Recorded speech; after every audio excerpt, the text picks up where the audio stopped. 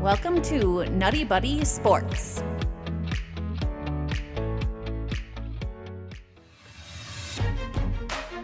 Predicting the NFC Championship game. The San Francisco 49ers versus the LA Rams.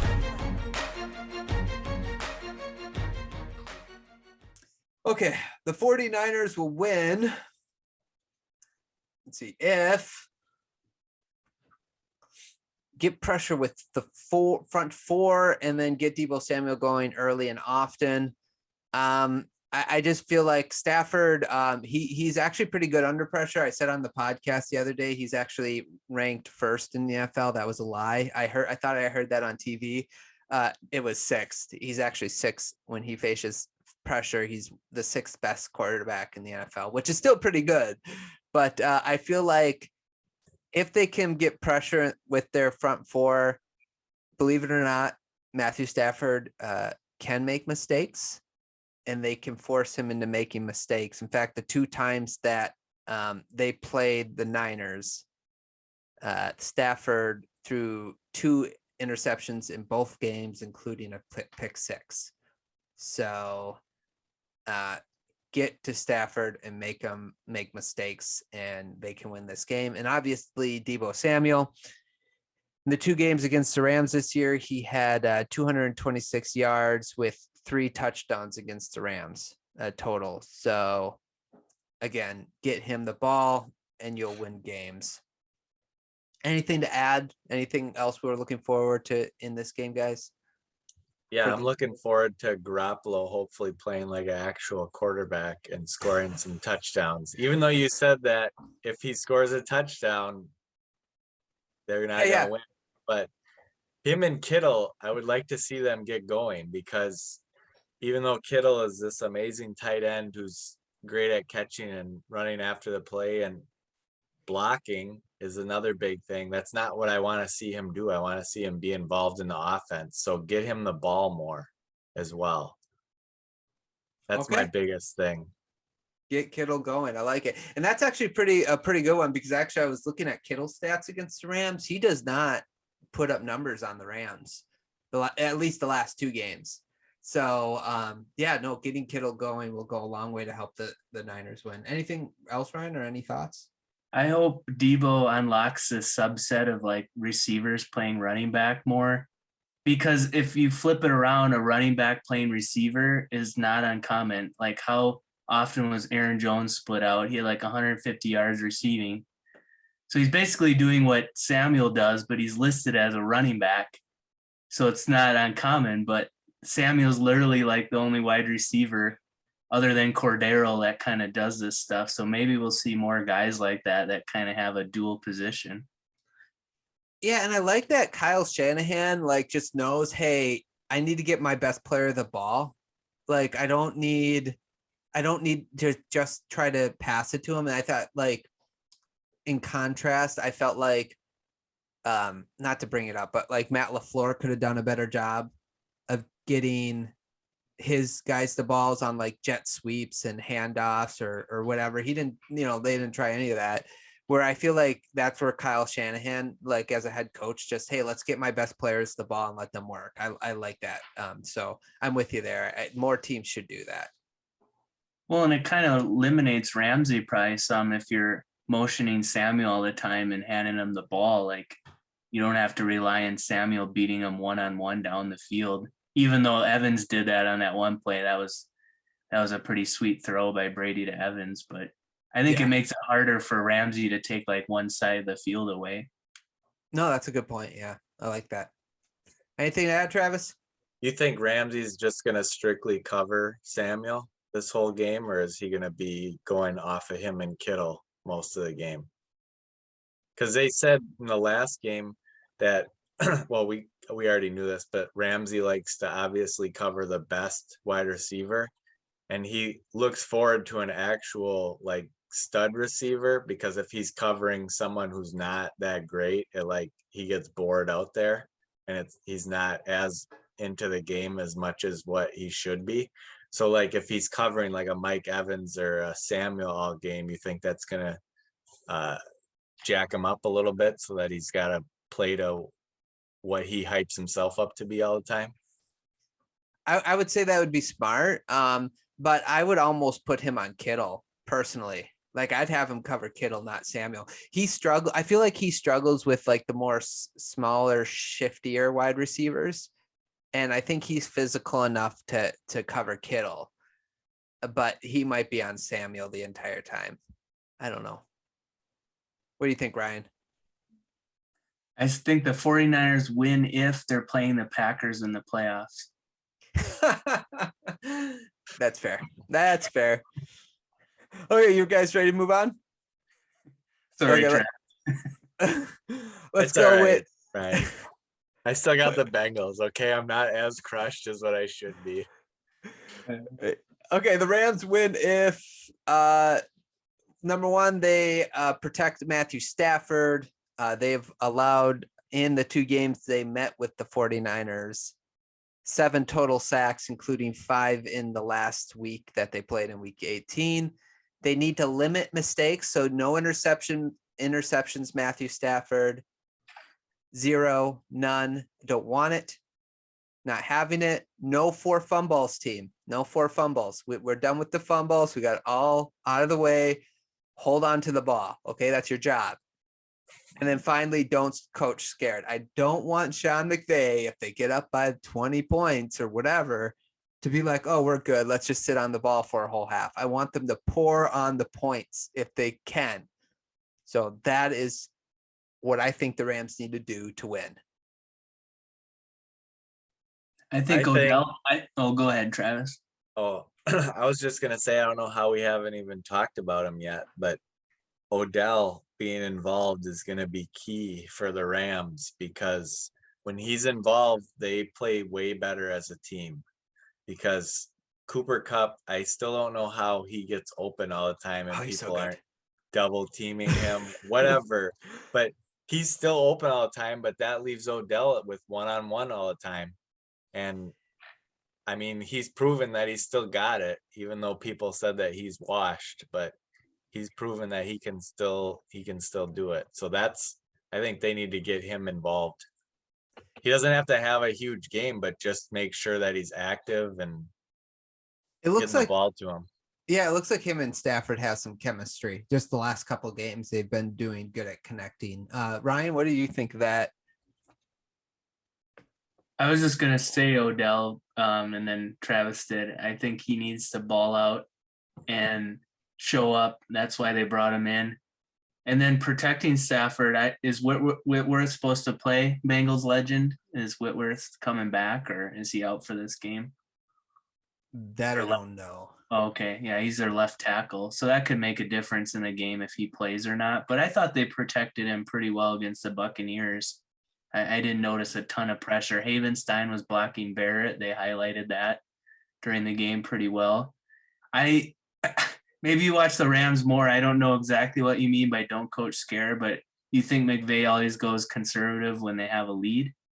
Oh yeah. I feel like he sits on the ball. Like when they were up on the 49ers, they were up like it was at least 17-3. It's just like then he just stops being aggressive.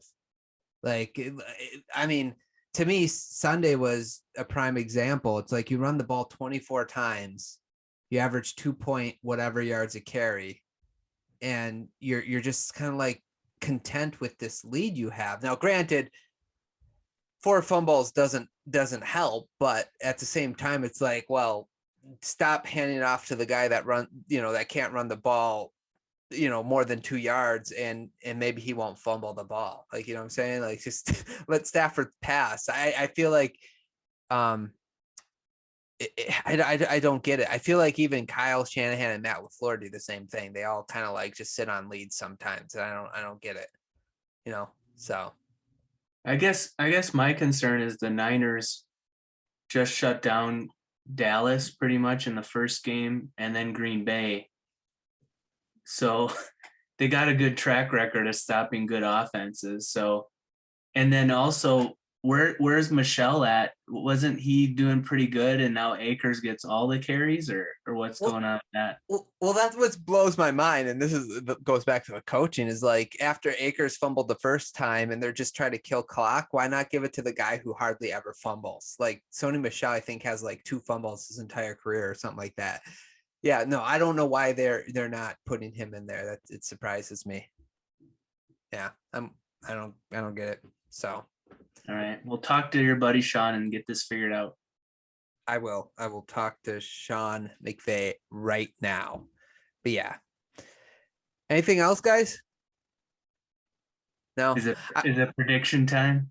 Yeah, we'll predict. I will say about the Odell thing, I think he will. I'm hoping he shows up as well. It's nice when you have a two pass catchers that really should draw double teams on each team here.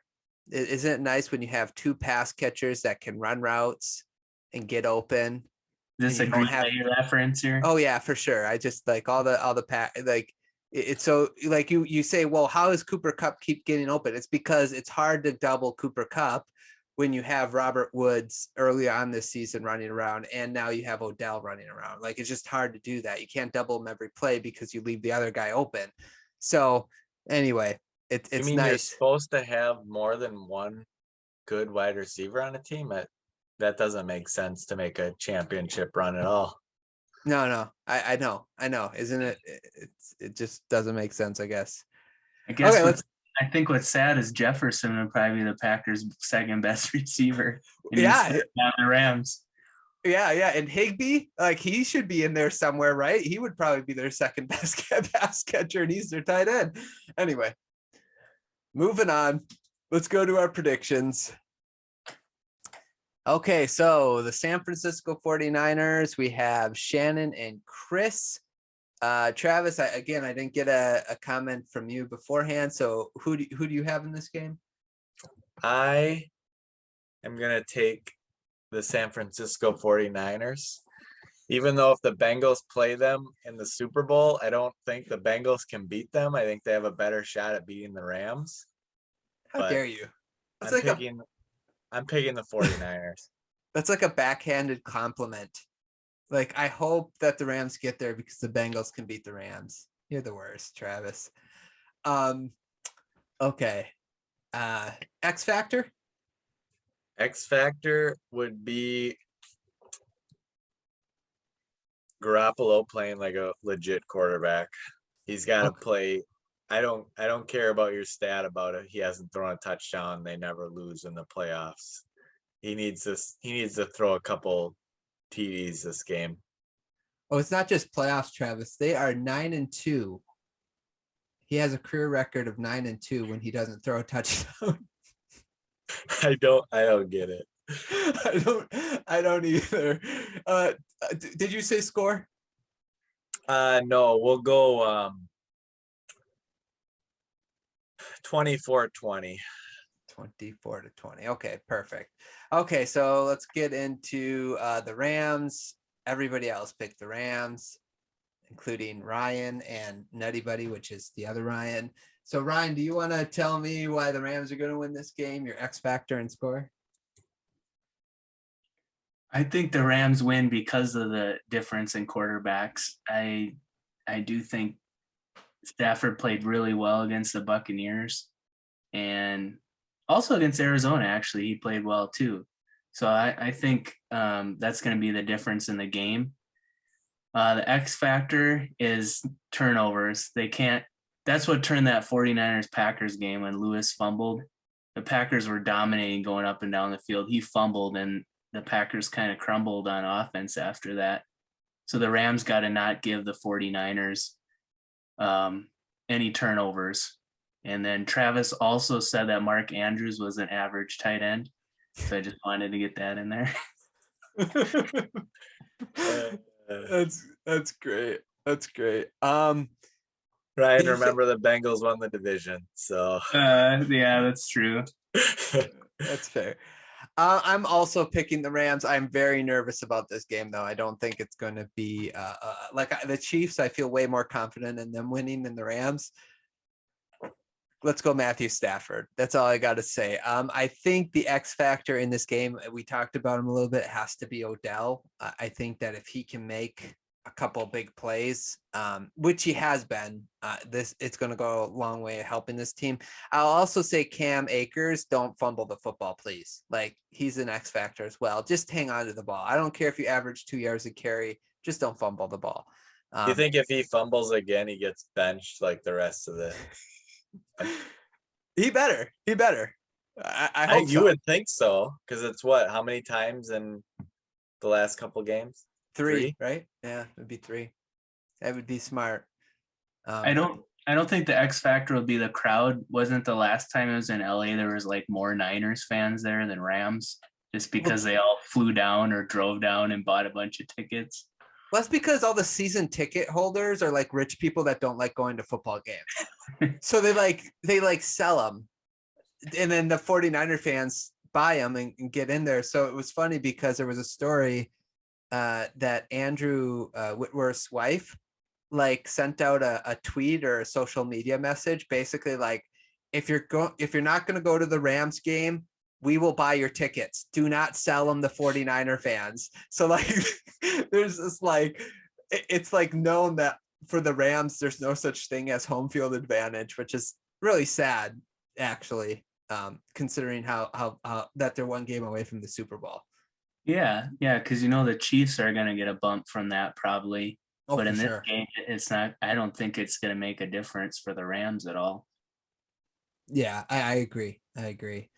I'm going to say Rams, though. I'm going to say, as far as score goes, I'm going to say 27-17. I think that they'll score a touchdown to put the game away, but I think it's going to be tight all the way to the end. It's going to be one of those ones where I'm not going to be able to talk to people. I'm not going to be able to sit still. I don't want any of my friends texting me unless if it's about how great Matthew Stafford's doing. That's it. That's all. You beat me to it. I was just going to say something about Stafford. I think I'm going low score. I didn't give the score because I was adding that thing about Travis. I'm thinking like 17-13. And Niners have won 2 low scoring games. I think they'll keep this low scoring, but the Rams squeak it out. So there you have our keys to victory for the Rams and the 49ers. Who do you guys got in this game? What do you think the keys to victories are for each team? And who is the X factor? Let us know in the comments down below. Subscribe to the channel, like the video, and if you'd like to listen to the rest of the podcast, click on the link down below. I hope you guys enjoyed. Thanks so much for listening, and we'll talk to you guys soon.